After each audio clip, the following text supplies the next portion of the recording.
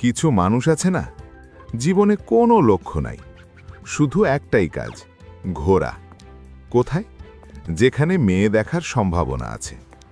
Girls স্কুলের সামনে এমনভাবে দাঁড়িয়ে থাকে, মনে হয় আজ না হোক কাল কেউ না কেউ প্রেমে পড়ে যাবে।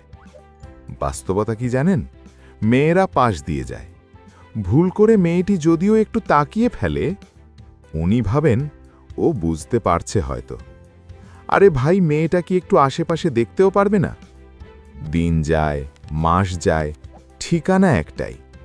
ভাই, এটা ধৈর্য না, এটা হচ্ছে আশার ওপর জোর করে ভরসা রাখা, যেখানে বাস্তবতা বারবার না বলছে।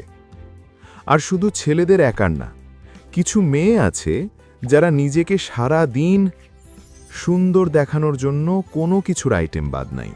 Beauty cream, serum, night cream. ভাবটা এমন, কখন যে একটা প্রপোজ আসবে। মনোযোগটা নিজের কাজে না, নিজের লাইফে না, সব মনোযোগ কার চোখ পড়ল, কে দেখল।